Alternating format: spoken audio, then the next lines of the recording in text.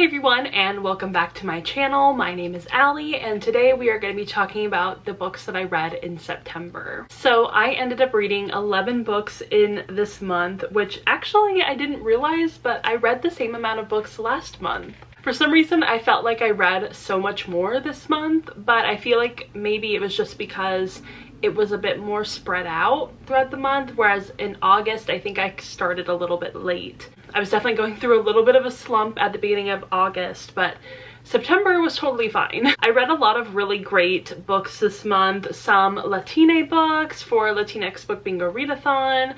I also read some horror, I read some literary fiction, a lot of queer books, and I am so excited to share all of them with you. So we are just gonna get right on into it, because the first book is one that I actually own physically, and that is The Death of Jane Lawrence by Caitlin Starling. And oh my gosh, love this book. It was a great book to start the month with. I finished it literally on September 1st, so it was kind of like perfect timing for me, and I ended up giving it a 5 out of 5 stars. I absolutely loved this book. It's a gothic horror book, so if you like things like Mexican Gothic or the movie Crimson Peak, this one might be perfect for you. Basically, it follows the titular character Jane Lawrence, and she enters into this marriage of convenience, and while she has started to fall for her husband, she starts to realize that things are not exactly as they seem, especially when it comes to her new husband.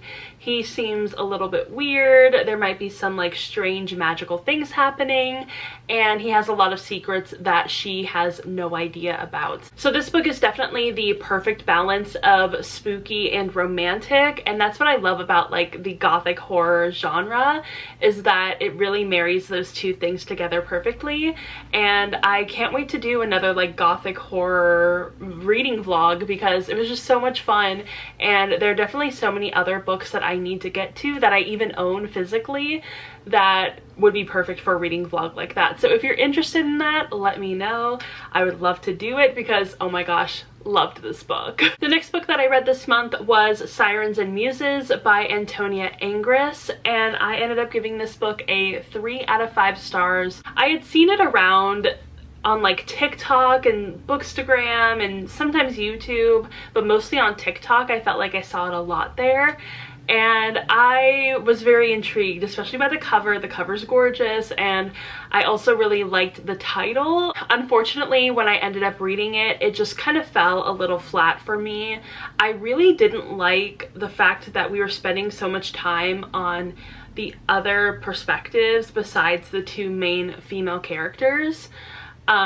I found those two characters so much more interesting, but then unfortunately it kept having to like switch back to the two male main characters, and those two were insufferable. They were awful, they were horrible, could not stand them, didn't want to listen to them and their perspectives. I just did not care. I feel like the story could have been basically exactly the same, if not better, if those two had just like not been there. Like, we didn't need the two male main characters. And this book doesn't really necessarily have a plot per se, but it basically follows these 3 art students who go to this very prestigious art school, and then it also follows one of the professors. And it mainly focuses on both class issues and also queerness, specifically the two female main characters being sapphic. And actually their sapphic relationship was what I was most intrigued by within this story. I wish that it focused on it even more.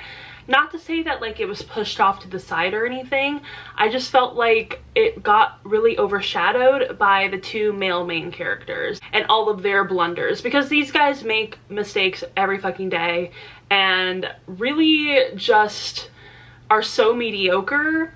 And I'm like, you have these two female main characters who are so talented, who clearly know what they're doing when it comes to art, who are clearly meant to be at this art school, and then you have these two loser dudes who are just like losers. I don't care about those two men. I just don't. Sorry. So yeah, that really pissed me off when I was reading that book. So really, if those two hadn't existed, it could have been a 4 or 5 stars, because I really did enjoy it, but those two just made it an awful, awful experience. The next book that I read, I absolutely loved and made me cry and made me think, and that was In the Dream House by Carmen Maria Machado, and I gave this obviously a 5 out of 5 stars. I have really been loving memoirs this year. Memoirs from anybody. Doesn't matter if they're a celebrity, doesn't matter if they're like a normal person or a writer or whatever. I have been loving memoirs. They're so much fun. I think it's really funny because I did used to read a lot of memoirs when I was like a young teenager. I would say like freshman year of high school. But as I've gotten older, I haven't really read as many, and I feel like I've been totally missing out because this book was absolutely fantastic and just really digs deep into this relationship that Carmen had with this other woman. And I feel like it's not every day where you get to see an abusive queer relationship get explored, especially this deeply. And I really appreciated getting to see something like that. And she kind of touches on this in her book, that if you don't see it happening to people who look like you or people who have similar relationships or lives to you, you might not be able to necessarily like pick it out if it happens in your own life. And I think that this book is really, really important for like every queer person to read, and even every like non-queer person to read, just so you can like know the signs and like know what it looks like when it happens within this queer dynamic. The reason I decided to read this book was because of a few different podcasts that Carmen Maria Machado had been on. She was featured on the You're Wrong About podcast when she talked about Go Ask Alice, which is a great series of episodes if you want to go listen to those. I've actually never read the book Go Ask Alice, but it was really intriguing to kind of like see how that affected the sort of like anti-drug thing that happened in the US. And I guess it's still kind of happening, but I feel like it was like even more rampant in like the 70s, 80s, 90s, semi-2000s maybe. And then she was also on one of my other favorite podcasts, American Hysteria. She's on the episode entitled On Haunted Houses with Carmen Maria Machado. So yeah, those episodes definitely influenced me to read her book, which is so good because I feel like I'd been putting it off for a while and I knew I wanted to read it. And I just decided one day, I was like, you know what, let's listen to it, let's check it out, because I think I'm really gonna like it. And guess what, I did. The next book that I read was another really great queer book, and that was The Midnight Girls by Alicia Jasinska. I think that's how you say her last name. If not, I dearly, dearly apologize because I did not look this up before I started this video. But I absolutely love this book. Like I said, 5 out of 5 stars. It's a really, really well done YA fantasy, and honestly, I have been in a pretty deep YA fantasy slump lately this year. I started off the year actually reading so much YA fantasy, like maybe too much. That's probably why I got into this huge month-long slump, because oh my gosh, I really inundated myself with YA fantasy. But finally, I decided to pick up The Midnight Girls just on a whim, and I'm like, you know what? It sounds really good. I really want like a queer fantasy. I want something that's gonna be fun and whimsical, and I don't really want to start a series or anything, so we decided to go with this one. We as in myself. And I ended up absolutely loving this book. I really was drawn to the writing style, and it makes me super excited to read another one of Alicia Jasinska's books that I own, which I think is called The Dark Tide. And I definitely need to read that one, but I loved The Midnight Girls so much, and like the queer elements were so perfect. And something that I really enjoyed about this book is that the author made it really clear the fact that like one of these characters is a lesbian, one of these characters is bisexual, you know, and like she didn't use those terms specifically, but she made it very clear through the narrative, which I find that some authors struggle with at times, of like trying not to use the words because obviously it's a fantasy setting, whatever, but still not making it super clear. So you kind of have to go with the catch-all of the term sapphic, which is fine. Like, I don't mind using sapphic in order to like express that like this is a queer story. But it's kind of nice to be able to say like, oh, there's a bisexual character, there's a lesbian character, you know. And then another thing that I really loved about this book is the fact that there were representations of like different religions. Like there were Christian characters and Jewish characters and Muslim characters, and that was really exciting to read about. So I really enjoyed this book. I highly recommend it. If you like decide to read any of these books, definitely The Midnight Girls and also In the Dream House. Very good. The next book that I read was a bit of a bummer, a bit of a disappointment, and that was Down Comes the Night by Allison Saft. Oh, I actually do own that book. Here it is. I don't know why I forgot that I own this book, but maybe it's because I gave it a 3 out of 5 stars, and I probably should have given it a 2 out of 5 stars. I'm still thinking about it. I'm still debating whether I should change my rating, but I really did not enjoy this, mainly because I feel like it was marketed incorrectly. I feel like that happens a lot with YA books, where it'll be marketed as one thing, but it is a completely different other thing when you actually read the book. And it's a bummer because I think Allison Saft is a really good writer. I really like her writing style, and I actually own another one of her books down here. This is just the dust jacket. But yeah, like I own like 2 of her books. I think those are the only 2 she has out. And I was really hoping that I was going to love this. Unfortunately, I didn't. And that's mainly because, like I said, it was marketed as like a gothic fantasy. And I've read other gothic fantasies. Like last year I read Within These Wicked Walls, which is definitely a gothic fantasy. It was really well done. I absolutely loved it. It's kind of a retelling of Jane Eyre. This one dropped the ball. To me personally, it was more of a dystopian fantasy. I didn't really get a lot of gothic energy from this book, not a lot of gothic aesthetic. It just didn't really hit the notes that I wanted it to hit, or that I expect a gothic horror, gothic fantasy to hit. I remember when I first started this book and I was reading like the first chapter, I was like, wait a second, am I reading the correct book? Like, do I not know what this book is about? I'm very confused. And I ended up rereading the synopsis, and I'm like, no, I know what this book is about. Like, I understand the synopsis, but it definitely read a lot more dystopian, a lot more like typical YA fantasy instead of anything gothic related. So yeah, unfortunately, I can't really recommend this book as a gothic book. But if you are into more of the stereotypical YA fantasy, you might really enjoy it.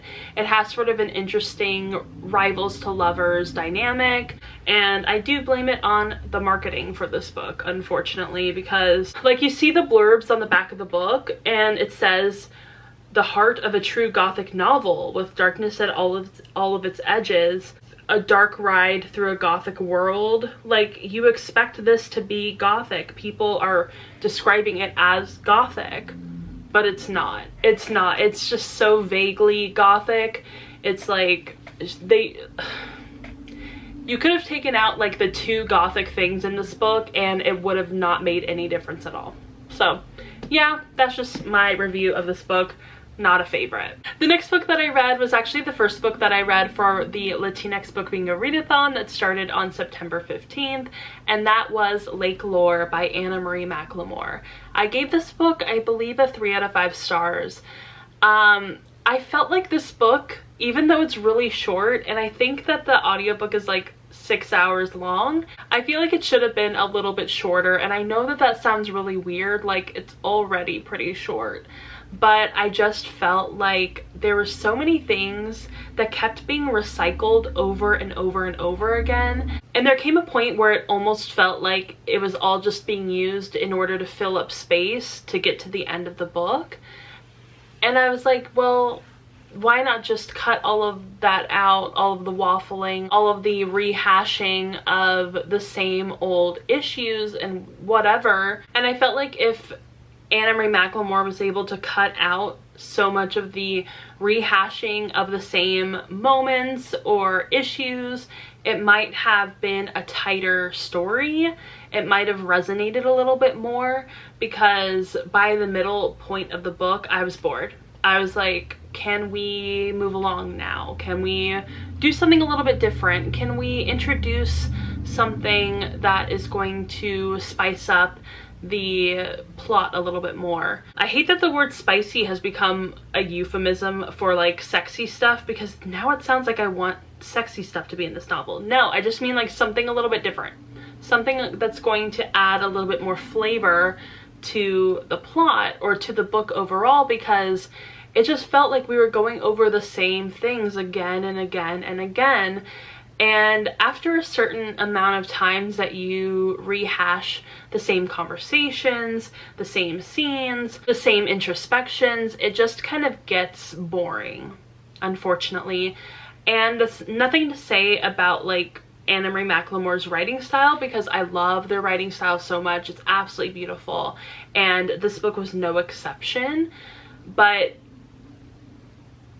I feel like it could have been like a short story.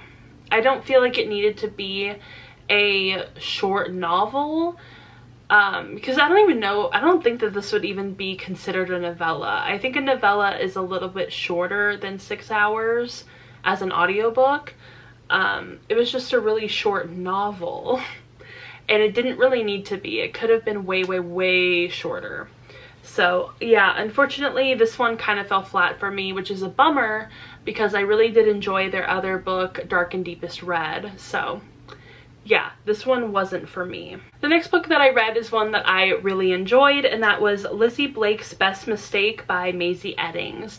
This is actually part of like a companion series.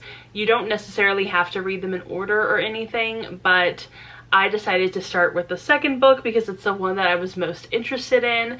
And I know that I said, at least I'm pretty sure that I said, I didn't want to read A Brush with Love because I don't like dentists. And that's true. I don't think I'm going to read that book, but I decided to read Lizzie Blake's Best Mistake because shout out to Emily from Emily Generic. She just really was the influencer when it came to this book. And I decided to pick it up, and I'm like, okay, I really get why you love this book so much and why you're pushing it so much. It is a really, really fun romance. And basically this book centers around the surprise, unplanned pregnancy trope. So if you don't like that trope, I know a lot of people don't like it, you're probably not gonna like this book. Typically, I'm not a huge fan of the unplanned pregnancy. Sometimes it works, sometimes it doesn't, but I think that I might like it more when it's actually part of the plot and not just an afterthought at the end of the novel. I really liked getting to see the way that these two characters handled this unplanned pregnancy and how they dealt with their relationship now that it was being affected by this pregnancy. So I really, really enjoyed this book. I thought it was so funny. Like, it was a genuine, real rom-com kind of book because I actually laughed out loud multiple times, and that doesn't always happen with romance. Like, I feel like especially lately a lot of romance is very just like serious or dry or not really at all like haha funny. I feel like haha funny romances were big back in like the early to mid 2000s, maybe even late 2000s, but I really wish that more people would write a rom-com because those are so fun. I just had such a good time reading this book, and I highly, highly recommend it. Like, you don't have to read A Brush with Love. Just jump into this book. It's so good. It was such a fun ride. The next book that I read was The Mary Shelley Club by Goldie Moldavsky, and I ended up giving this book a 4 out of 5 stars. Girl, I don't remember. I ended up giving this book a 4 out of 5 stars, and I did really enjoy this. I actually have read a Goldie Moldavsky book before. I just didn't know that she was Latina. So I ended up reading this book for the Latinx Book Bingo Readathon, and the book of hers that I had read earlier, like a few years ago, was Kill the Boy Band, and I love that book. I think it's so much fun. If you are a fan of Heather's, read Kill the Boy Band. It is so funny. It is just wild. It's so very much like dark humor. Trigger warning for like almost everything, like violence, fat phobia, homophobia.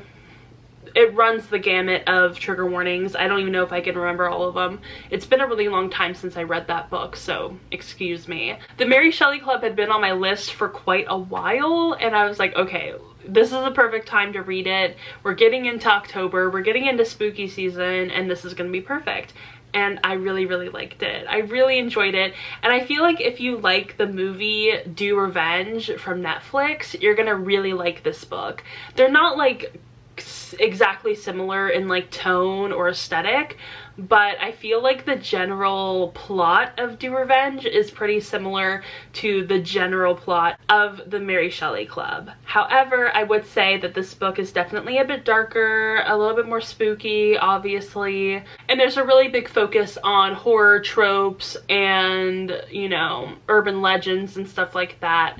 So if you're interested in horror, if you're interested in urban legends and stuff like that, this is going to be perfect for you. The next book that I read was Nora Goes Off Script by Annabelle Monaghan, and I gave this book a 5 out of 5 stars. It was so good. It's a really short romance. I think this audiobook was like 7 hours long, maybe a little bit longer, but I think it was in the 7-hour range, and oh my gosh, it was such a good book. I was not expecting it to hit this hard, and I absolutely loved it. I feel like if you're a fan of Emily Henry, this is going to be the perfect book for you. It really reminded me of books like Beach Read and Book Lovers, very similar. I also feel if you're a fan of the book Spoiler Alert, you might really like this book as well. Basically, it follows the titular character Nora, and I don't know if this is true, but she seems kind of like based off of Nora Ephron, who wrote the films When Harry Met Sally and Sleepless in Seattle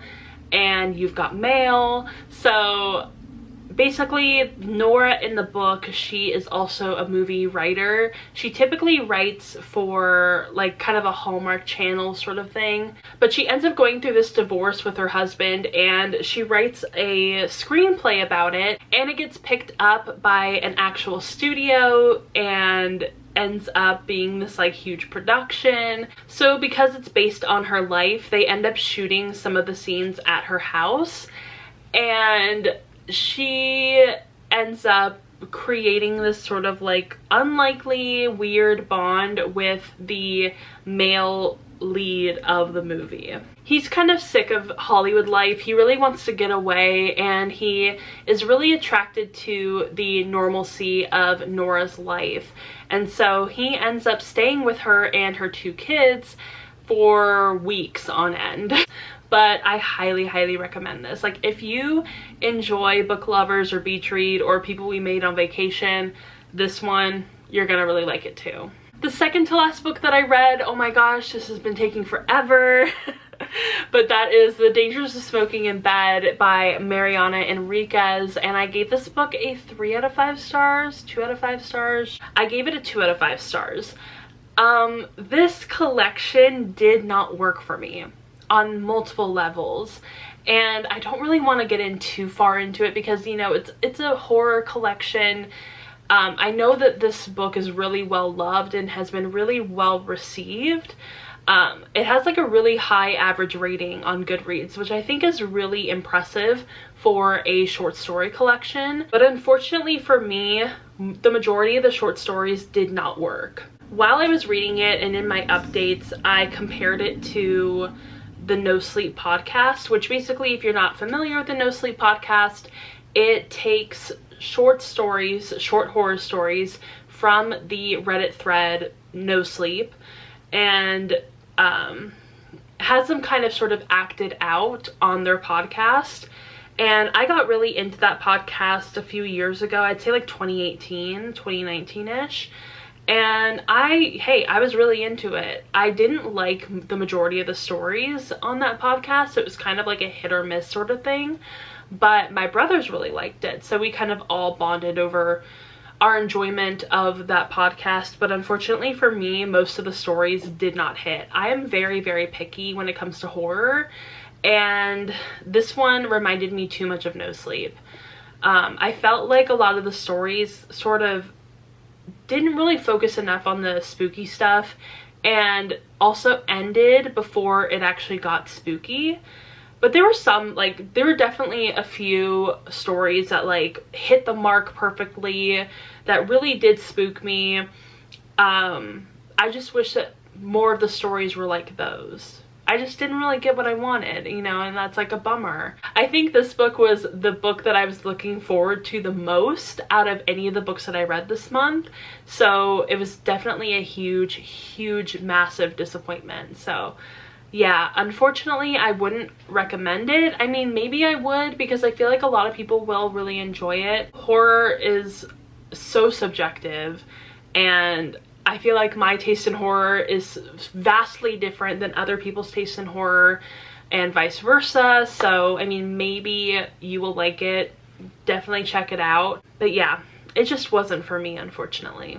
And now finally the very last book, and this is actually the book that I finished today, that is Baby Teeth by Zoya Stage. And I really enjoyed this book. I have to say, I was very surprised. I actually bought this book at the Dollar Tree. I bought it for $1. This was before they changed it to $1.25.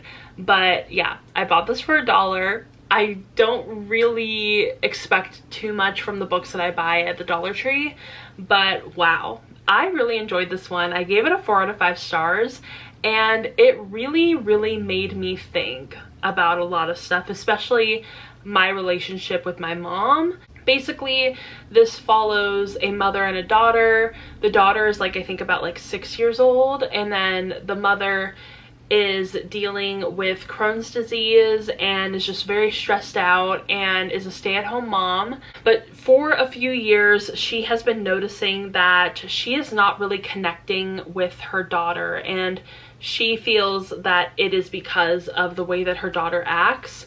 And we get both perspectives, which I think was really well done for this book, because you really needed both perspectives of the daughter and also the mother. Because the daughter is kind of a little shit. She's a little demon child.